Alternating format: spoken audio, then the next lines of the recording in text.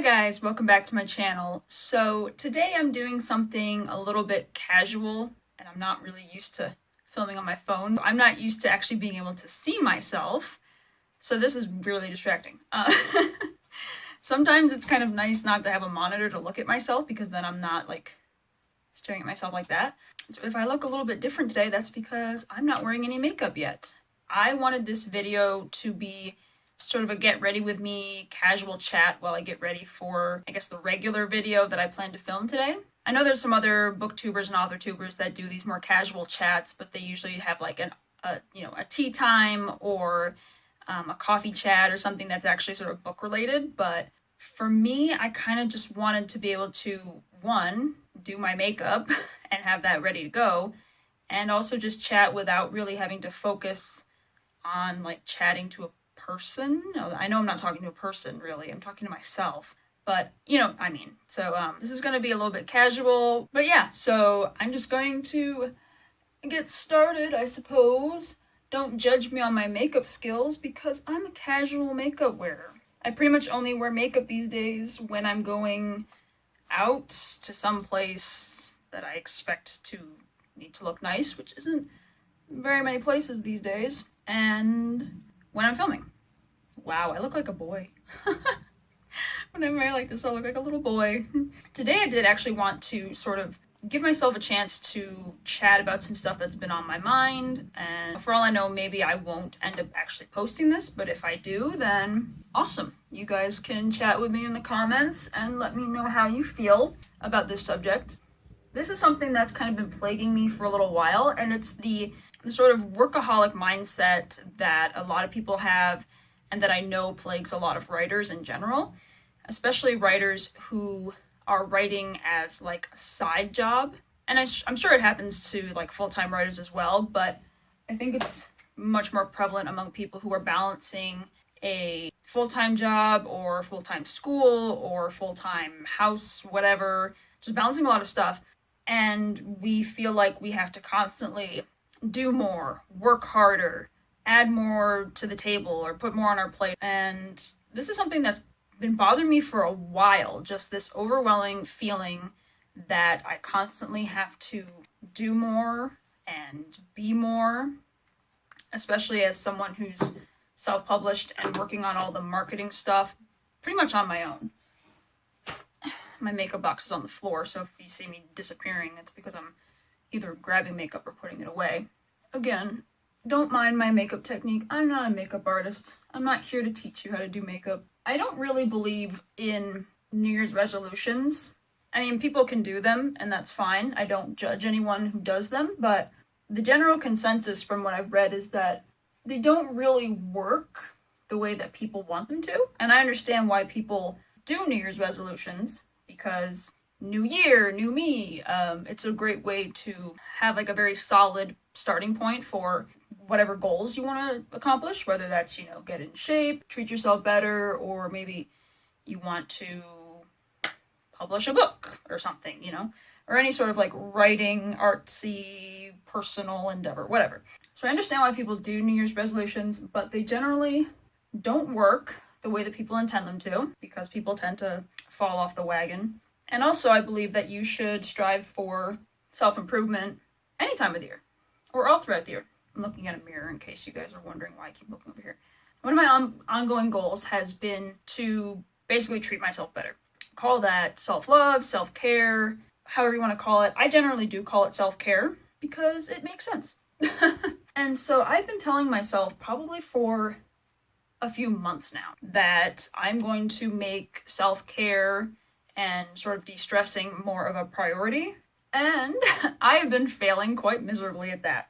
And I know part of that is because I have a very strong workaholic drive. I've been like this pretty much my entire life, where I constantly think that I need to get things done, get them done as soon as possible, you know, do the best I can or even better than I think I can. And sometimes that's a good way to be because you get a lot done. But being a workaholic can also seriously backfire. And I feel like that has been happening to me. I feel like my workaholic drive and tendencies have been backfiring and causing myself too much mental stress, too much physical stress, and basically just so much emotional stress and, feelings of being overwhelmed that it even has affected me physically. I often feel very stressed out. Sometimes I get a lot of like physical pains, whether it's headaches or stomach aches or pounding heart, chest tightness. And yes, I've talked to a doctor about these things. Even my doctor says, yeah, we can check out your heart to see if there is some underlying issue, but it's probably stress. And I sort of rejected that a little bit for a long time because I feel like a lot of doctors, now that we're understanding more how your emotional and mental well-being or lack of well-being can affect your physical health, I think a lot of doctors are jumping on that so much that they don't want to be as open to the possibility that you might actually have some physical ailment. However, I'm starting to think that these doctors are right and that a lot of my problem is just overwhelming stress. And so 2018 for me was like a huge year of change. When I really think about everything that I did throughout the year, in January 2018, I published my debut novel. I published Blood of Fire. In May/June of 2018, my husband graduated from college, and that was really exciting. And then like a week after his graduation, we moved from San Diego to Utah. That was at the very end of June, I believe. And then I believe it was September, only a couple months later, we moved from one town in Utah to another town where we bought a house.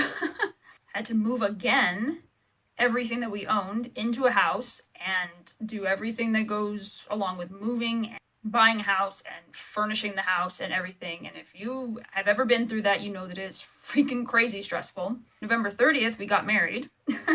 We did just a pretty simple courthouse wedding, and we are planning to do a ceremony, which is something that we are actually planning now in January, and we want the ceremony to be in May or like late May, early June of this year, 2019. So a lot has been going on in the last year. And it's a lot of like good things for the most part, but it's just so much going on, just so much stress. Like even good things can be really stressful sometimes, you guys. So it's like, yeah, I'm excited that we did all these things, but wow. Sometimes my brain and my emotions just can't catch up, and it just kind of feels like we haven't really had much time to breathe. And during Christmas vacation, we drove all the way back to San Diego for 4 or 5 days. So that was stressful in and of itself. And yeah, it was nice to be back in San Diego with his family, my in-laws. But it was just like another stressful thing, And so on top of all that, I have all kinds of the normal day job stressors that are on a day-to-day basis. And we're also working on fixing up our house because it wasn't like we flipped it, but we could tell that this house had been flipped by the people who bought it before us. The people we bought it from, So the house definitely, it's not terrible, but there's just been constant improvements that we've needed to do. And like 3 days after moving into this house, the basement flooded. Like not the entire basement, but pretty much the entire laundry room, and then it slipped under the wall into the bedroom next door. So that's another stressor. That was pretty lousy. And so it just feels like it's been one stressful thing after the next. Constant house improvements and constant work, and the other self-published authors that are watching this, and even traditionally published authors, still have a lot of work to do. But as a self-published author, that's all I can really comment on. As a self-published author, you are responsible for everything. There's no one really helping you. You can always hire freelance people to help with, marketing and, the editing and websites or whatever you need help with, but it's really all up to you to do everything. So on top of having a normal 9-to-5 job, I am also a writer and a marketer for all that, and just doing all the publishing and book stuff on my own. And it just feels like my plate is just so full sometimes that I feel like I can't always enjoy the good things that are happening because I'm just constantly like, oh, keep going, work more, do this, do that. And a lot of these things I end up doing to myself. So it's not like anyone's forcing me to have different social media accounts and to do this and that and the other thing. But I do feel like it's kind of necessary, for me at least, to try to do all these things and be a successful self-published author. I wish I could give some, advice more than just have this be like a venting session, but I guess it's sort of both. I mean, I heard someone recently, there's another author tuber, Natalia Lee, I believe. She posted a video not too long ago saying sort of the similar things, that she feels like she has been working herself too much and it's caused a lot of like mental or physical ailments. I feel like me and her have that in common, that we both seem like workaholics, but we really like things to be done our way, so it's not like we can pass along the work to someone else. And I'm not saying that's a good or bad thing, I'm just kind of saying that's what it is. And being like that, we have to deal with the potential consequences and figure out how to put things into, I guess, the right order or different boxes so that we don't run ourselves into the ground. And these are all thoughts that have just been kind of running through my head a lot lately. And part of the reason I wanted to film this video is to just sort of get them out of my head and see who can relate. You can't see any of this makeup in this camera, but I can kind of see it over here. And of course the lighting in here is terrible. That's nothing new. That's a goal of mine. Get better lighting, better lighting equipment. Actually, this morning I watched a TED Talk where the woman talked about, it sort of went along with what I'm talking about, where we sort of tell ourselves that we have this very high drive to succeed and that that's always a good thing, and we often feel like if we're not doing everything all at once, then we're somehow falling behind. And we sort of get addicted to that feeling of needing to be working all the time. And that actually makes it harder to appreciate the successes. And one of the things that she talked about was that we spend a lot of time doing things that aren't really that important to us. And some of that is a little bit inevitable, especially if you have a full-time job or, I just got eyeshadow in my eye, that hurt. If you have a full-time job and a family and a house and school and all of these other things, I mean, that's a part of life. Doing things that you don't necessarily want to do or don't really give you that much happiness. But I think some of her advice was, if you can delegate more time and energy to the things that actually cause you personal success and joy, then that's a lot better than trying to spread yourself so thin over a bunch of things that don't really do anything for you. And for me, I think one of the biggest ways that I can try to combat these overworking feelings that I'm having is not just to try self-care in the sense that, and I did try this. I tried adding meditation to my weekly regimen on Tuesdays and Thursdays in the evening. And people have been suggesting meditation to me for freaking ever. And it's not that I have anything against it, it just doesn't really work that well for me. Every now and then I'll have a really good session and actually feel kind of relaxed. But I've actually had meditation sessions where I actually feel more anxious because I feel like I can't do it right, or it's just like a weird guided meditation. And I have to do guided. I can't just sit there and not think or be really centered. Like, that's just not my personality. I have a very anxious personality in general, so I always need to do guided meditations if I do them. But like I was saying, it's not necessarily that I need to add more things to my life that I feel like are good for me, but I feel like I need to take away some of the things that aren't working for me and either replace them with just straight up downtime, where I can just do whatever I want, just sort of unstructured play, so to speak, because I honestly really miss that. I'm very reliant on my planners. Not that I can't function without them, but I love having a planner. I used to only have planners for school, and then of course I have one for work, but then I also needed one for just my daily life because everything was so busy and there's just so much going on that I needed to write it down in order to remember, and that's how I function too. If I don't write something down, then I'm probably not going to remember it. But I really do miss sometimes not being forced to do anything, not feeling like I'm required to do this or that on some day, and I haven't had that feeling in a long time. And honestly, when I do, I'm so used to just schedule, work, that when I do have downtime where I don't have anything scheduled because I've accomplished everything, sometimes I just sit there and I'm like, what do I do?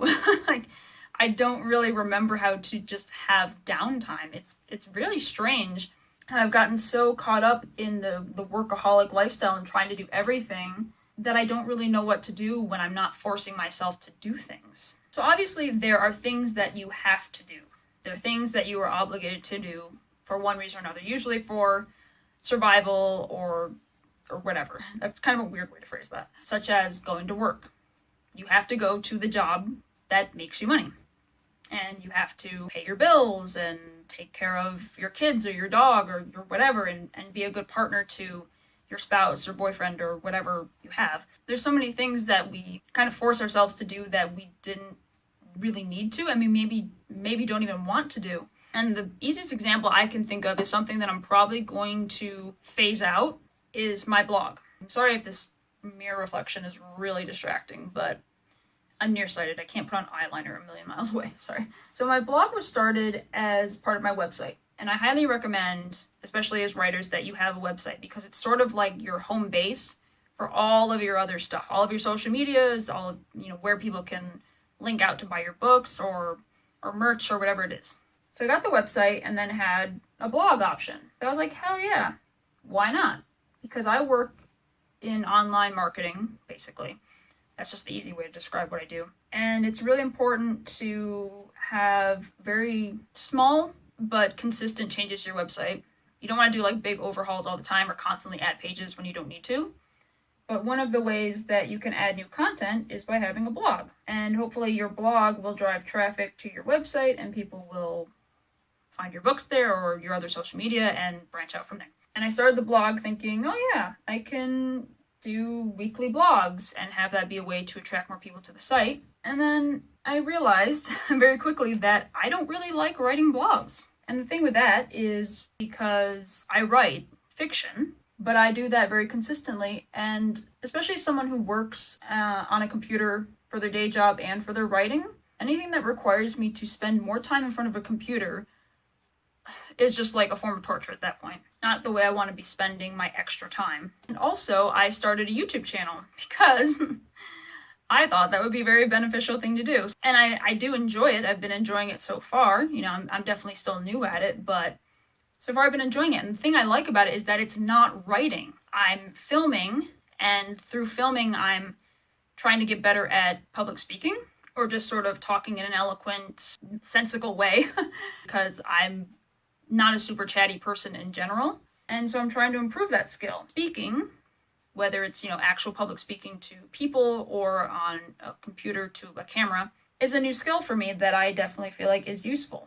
Having speaking skills is useful in all kinds of situations. And I think making videos is just such a different medium from writing that it kind of gives me a break from writing. And creating a blog wasn't giving me a break, it was just adding more writing and more computer time.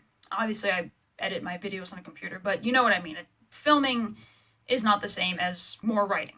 And so I want my writing energy and creativity to go towards my novels because that's what I want to do. I want to publish novels. So right now I've been doing, if you guys have been following along with me on Instagram, Twitter, wherever, you'll notice that I've been doing an author interview series, which has been way more successful than I really imagined. I honestly, when I asked people to fill out this interview, I really didn't expect as much positive feedback as I got. I kind of figured most people wouldn't answer, but actually the majority of the people that I asked answered.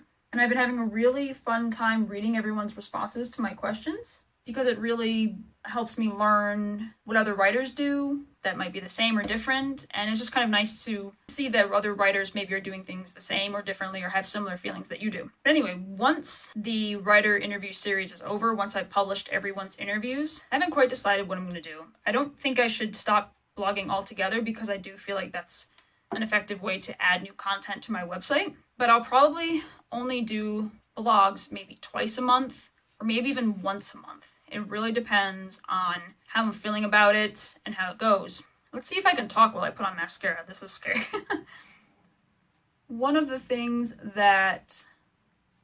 Yep, I can't do it. I can't talk and mascara at the same time, you guys. Alright, that's one eye. So like I was saying, I would really like to be at the point where I can have a day off. And that might sound kind of strange to you, but when I really got to thinking about it, combining my day job with all of the writing, publishing, marketing stuff that I do, I'm literally working every day of the week. I feel like that's not healthy. I really feel like it's important to at least have one day where, maybe I'm not doing nothing, but I'm spending more time doing things that I want to be doing, or, maybe I'm cleaning or something, which to me is like weirdly satisfying. Does anyone else feel satisfied when they just clean? I do. But I want a day that doesn't require any sort of like work, in the sense that I'm not doing 9 to 5 work and I'm not doing writing, bookish, publishing work. I didn't really realize for a long time that I had backed myself into that corner. I just got mascara on the inside of my eyelid.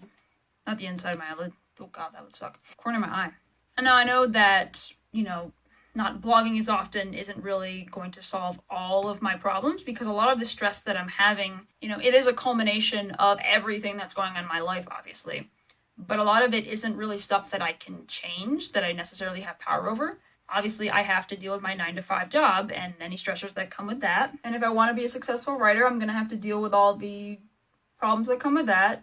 And of course, we always have our own personal stressors, family stuff, you know, whatever that we don't necessarily have control over. But that's why I feel like it's really important to try to improve the things that we do have control over. Like, I didn't really intend for this video to be like chock full of advice. It's kind of just for my own sake, to give myself a chance to talk things out to someone that's, you know, I mean, I'm not really talking to anyone right now, but I'm just kind of like venting to myself in a way that's not in my head. Because that's one of my problems, is that I internalize pretty much all of my bad thoughts. And when I do vent, my go-to person to vent to is my husband, and that's not really fair for him to be the person that I vent to all the time.